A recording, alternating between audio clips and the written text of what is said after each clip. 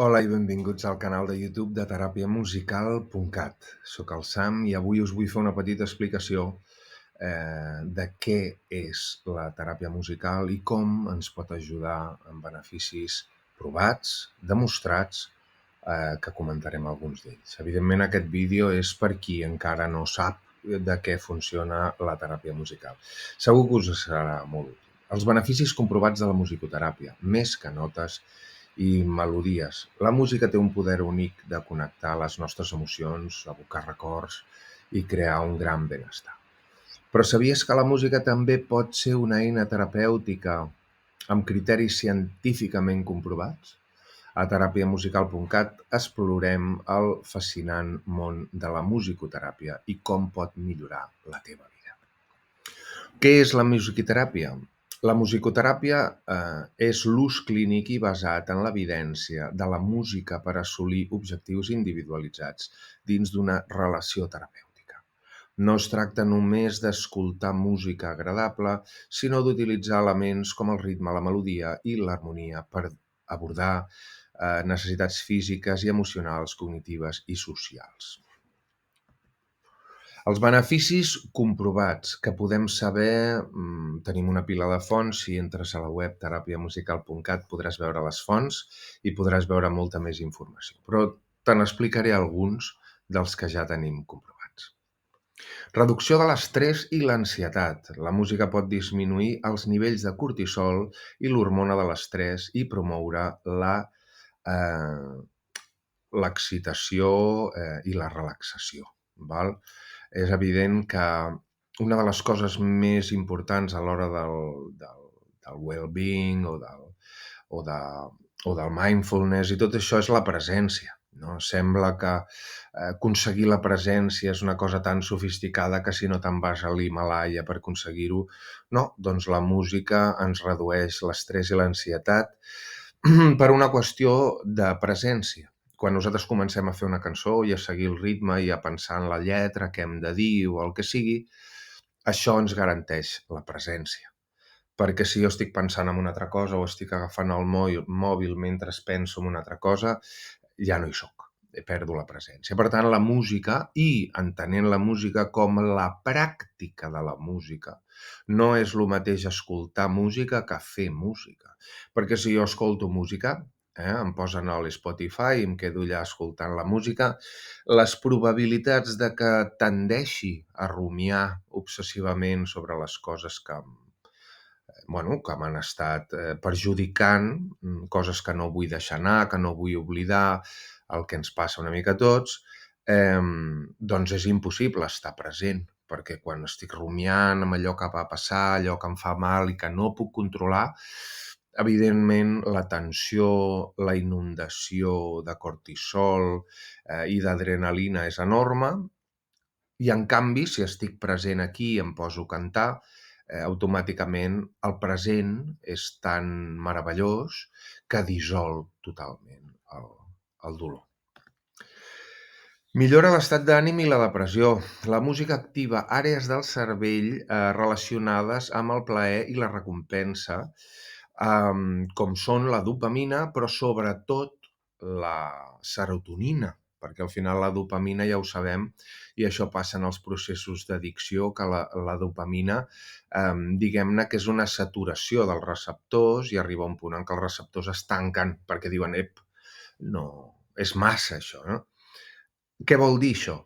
Que si tirem de la dopamina, sigui sexe, xocolata, alcohol, drogues, emocions fortes, aquesta dopamina sempre ens generarà un efecte de tolerància. Què vull dir? Que si jo la primera vegada que bec un got de whisky doncs no estic acostumat, diguéssim que l'efecte que tindrà aquell got de whisky serà enorme. Si m'acostumo a prendre un got de whisky cada dia, ja un sol got de whisky no tindrà efecte. I si m'acostumo molt, al final necessitaré 2 o 3 gots de whisky. Però el pitjor de dependre totalment de la dopamina és que aquests 2 o 3 gots de whisky que necessitaré un cop faci una tolerància, no em satisfaran. O sigui, em generaran l'efecte, de tolerància o d'addicció, que jo cada cop necessitaré més principi actiu i tindré menys satisfacció cada cop, no? Em, Llavors la música, sense medicació ni cap contraindicació, ens permet, estar presents i ens permet fer ús d'aquesta serotonina, que és molt diferent a la dopamina, perquè, la serotonina la podríem entendre com, per exemple, anar a fer esport i agafar un estat de forma. Quan jo agafo un estat de forma, puc fer capes de serotonina sense arribar, diguéssim, a saturacions, com em passa amb la dopamina. Si jo començo a entrenar, sí que les 2 o 3 primeres setmanes em seran doloroses i faré una pila d'agulletes i serà dur, però si jo continuo, aquest estat de forma anirà ficant capes de serotonina que es podran anar acumulant. O sigui, jo no arribaré a un col·lapse com amb la dopamina de dir: «Oi, oi, necessito entrenar més perquè si no em trobo malament i entro amb síndrome d'abstinència», eh? Llavors entenguem la diferència entre la dopamina i la serotonina perquè és molt important. La estimulació cognitiva. La musicoteràpia pot millorar la memòria, l'atenció i les habilitats de comunicació, especialment en persones amb algunes lesions neuronals o alguns problemes de trauma importants. Per tant, aquesta estimulació cognitiva, tal com diu Joe Dispenza i Andrew Huberman, neurocientífics i epigenetistes d'última generació, doncs el que expliquen és que podem crear noves connexions sinàptiques fins la mort. Tot aquest mite de que no podem aprendre a partir de certa edat, tot això és fals, i el que sí que podem dir és que podem crear noves connexions sinàptiques, o sigui, noves connexions neuronals, fins al dia del nostre últim alè. Per tant, aprendre, augmentar la nostra capacitat de concentració, ens dona una qualitat de vida que és com explicar-li a una persona que no ha fet mai esport com se sent estar en forma. Li pots explicar, però és poc probable que et pugui entendre. Maneig del dolor. La música pot distreure l'atenció del dolor i ajudar a reduir la percepció del sofriment, no? Al final el que estem dient és que si jo em quedo tancat amb la meva rumiació, la meva rumiació vol dir que dels 80.000 pensaments, reflexos que tinc al dia, el 90% són els mateixos que vaig tenir ahir i seran molt probablement els mateixos que vaig tenir demà. Per tant, si jo segueixo anclat en aquell passat, amb allò que va passar, amb allò que li diria i allò que li hagués hagut de dir, i diguéssim que estem anclats en aquell dolor, en aquell passat, en alguns casos, i sobretot persones més joves, diguéssim que aconsegueixen saltar aquest bloqueig de dolor posant-se un objectiu al futur, dient que quan tingui el cotxe o la feina o la nòvia o el que fos, tot serà perfecte, no? Però fixeu-vos que aquí estem cometent tots un gran error, que és que ens passem mitja vida al passat, amb el que ens va passar, el que ens va dir, el que li diríem, home, com va poder ser.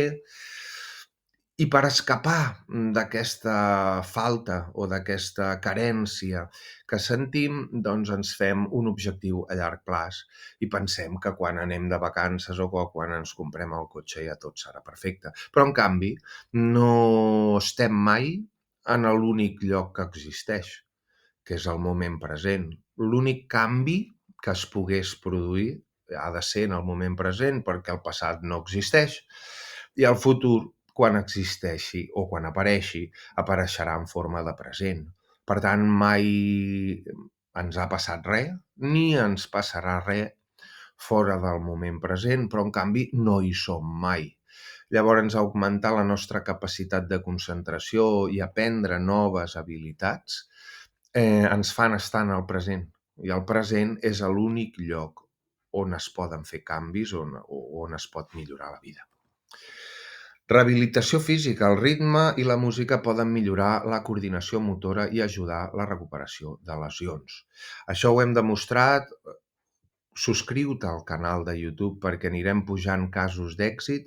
Evidentment, depenem una mica dels centres i dels tutors d'aquestes persones perquè puguin cedir els seus drets d'imatge, però ja tenim més d'una desena de miracles documentats que em moro de ganes de poder-vos-els ensenyar en les paraules dels usuaris. Però sí, estem veient com realment l'alquímia que tenim les persones a dins és més important que qualsevol farmàcia que puguem anar a buscar. La bioquímica interna que el cos pot crear per curar-nos o per enverinar-nos és molt més extensa, molt més superior i molt més efectiva i sofisticada que qualsevol cosa que es pugui vendre amb ampolles. També ens hem centrat molt en la gent més sènior, més adulta, perquè hem vist que hi ha una necessitat del mercat molt gran, sobretot en els centres de dia. Hem detectat que quan la persona ja és ingressada en un asil, diguem-ne, que ja no va a dormir a casa, que ja no té aquest punt d'independència quan estem en el centre de dia, que ell o ella té la seva vida social i va a dormir a casa i torna i va a comprar algunes coses i tal. En aquesta fase, la persona té un marge de millora, no només en quantitat d'anys, sinó també amb la qualitat d'aquests anys, absolutament extraordinària.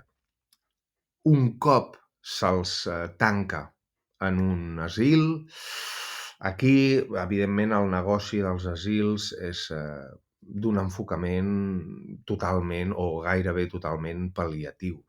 En aquell moment ja no tenim poder d'incidència, però en la fase del centre de dia estem veient miracles. De debò, em moro de ganes de poder-vos-els anar compartint i cada setmana traurem un vídeo i cada setmana traurem novetats i nous casos d'èxit. En el cas del desenvolupament infantil, la musicoteràpia pot afavorir el desenvolupament del llenguatge, les habilitats socials i d'expressió que són claus per al desenvolupament de la vida del que serà un nou adult.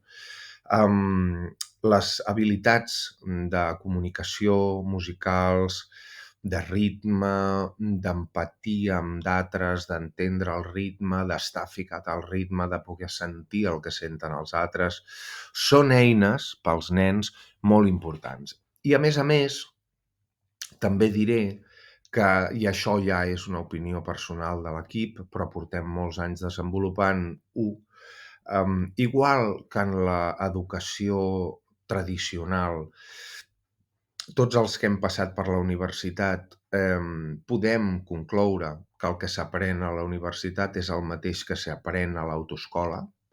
Tu a l'autoescola no aprens a conduir, aprens a poder aprovar l'examen, no? Però realment quan tu aprens a conduir és quan t'enfrontes, aquí tens les claus i soluciona els problemes, no? I a mesura que vas conduint, el primer any, els 2 primers anys, ja està, ja va automàtic, no? Llavors, amb això, amb la formació musical passa el mateix. O sigui, quan tu li dius a un nen de 8 anys que ha de fer 5 anys de titi-tata, de solfeig, sense tocar instrument, només teoria, titi-tata, corcheas i tot això. I llavors que al cap d'acabar els 5 anys d'elemental sense tocar instrument, llavors si vol, anem a posar que vol ser pianista, doncs has de fer 6 o 8 anys més, no? Que serien 5 més 8, 13, però llavors encara hauries de fer el superior, que serien 2 anys més, o sigui, hem dit 17, 15 anys, no? Siguem realistes. Això sembla, no ho sé, això és una opinió ja molt personal, però i controversial, però sembla que tot això estigui muntat perquè els nens, es rendeixin, no? Perquè realment la música és molt més fàcil, són 12 notes, I bueno, i amb 2 acords, do, fa o do sol, o do, la menor, fa, sol, només amb aquests 4 acords pots tocar i cantar, milers de cançons. Milers de cançons conegudíssimes, no? Clar, si se li expliqués així de fàcil als nens, home, primer que sortirien molts més genis, perquè el nen començaria a tocar, donar voltes sobre les variables, que són molt senzilles, s'ho adaptaria a la seva veu i ràpidament funcionaria. Però sembla que tota aquesta cosa del conservatori, més enllà d'arruïnar les famílies i de no garantir cap feina, evidentment, perquè quina garantia et donarà un superior en violí? Cap garantia tindràs de feina. Bueno, tampoc la tindràs per treure't una llicenciatura en dret, no? O en arquitectura.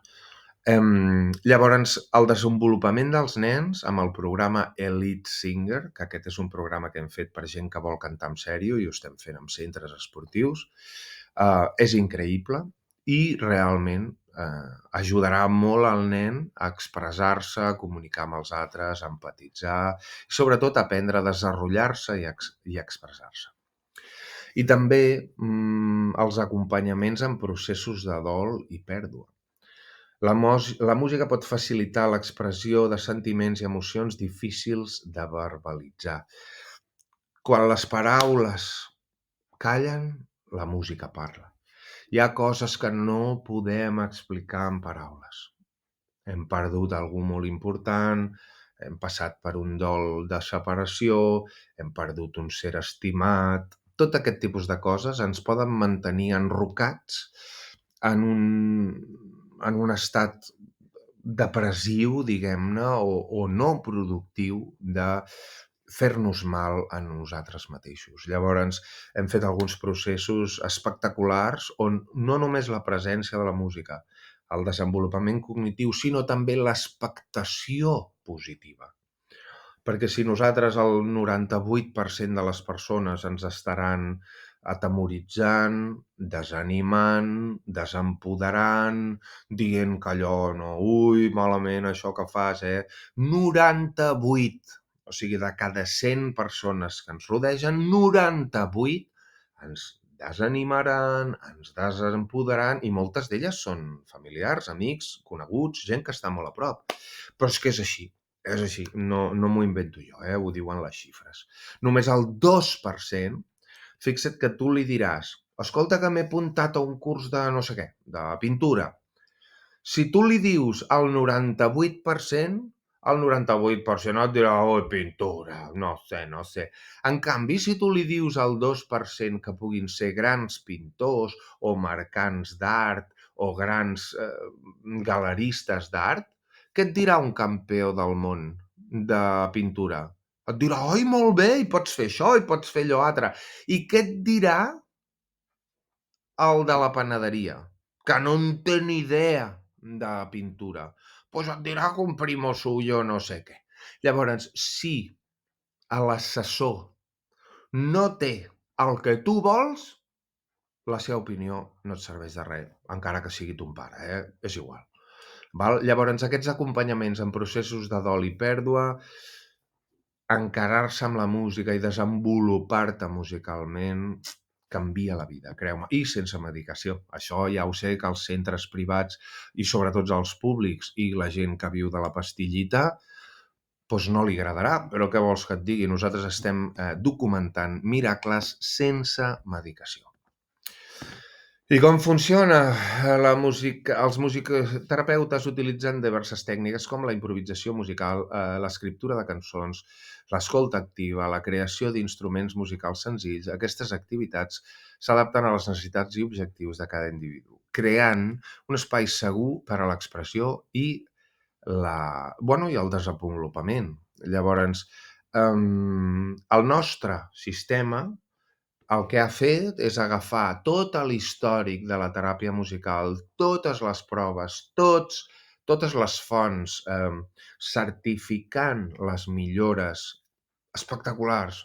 Estem documentant miracles. Ja en venen de documentats, però nosaltres n'estem documentant de nous. És espectacular. I llavors el que nosaltres hem fet és, històricament sempre s'ha dit que el peix petit, o sigui que el peix gros es menja el petit, no? Però què passa si l'enano es puja a ombros del gegant? Que veu més i sap més que el gegant. Llavors nosaltres hem fet la tecnologia de lo obvi, que és identifica el millor, imita el millor, iguala el millor i supera el millor. Què vol dir? Que jo estudio els millors per imitar el seu 100, tu has arribat a 100, jo imitaré el teu 100, i llavors un cop pugui replicar el teu 100, jo aportaré la meva millora o innovació per sobre del 100.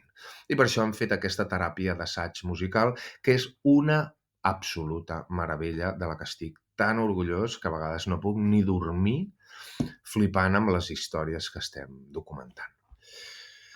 Molt bé, a teràpiamusical.cat oferim. La musicoteràpia és una eina potent per a la sanació i el creixement personal. Si estàs buscant una manera de millorar la teva salut física, emocional i mental, t'animem a explorar els beneficis de la musicoteràpia a teràpiamusical.cat. Podeu entrar a teràpiamusical.cat. Hi haurà fonamentalment 2 fórmules. Una és grupal, normalment són centres de dia privats, i algun centre de temes d'addiccions, teràpies familiars, també pot ser, i després estem fent els grups online. Subscriu-te al formulari que tens a teràpiamusical.cat i explica'ns en les observacions si portes un centre o estàs en un centre o vols col·laborar amb un centre, o si ets una persona individual que vol participar en els grups online. Evidentment, és molt més còmode si ho vols portar per compte teva. Sí que en les classes online sí que farem cada mes un concert online i cada trimestre un concert presencial. Molt bé, doncs contacta'ns avui i descobreix el poder transformador de la música. Pots trobar tots els detalls a teràpiamusical.cat i t'espero ben aviat perquè puguem desenvolupar el pla específic que tu necessites.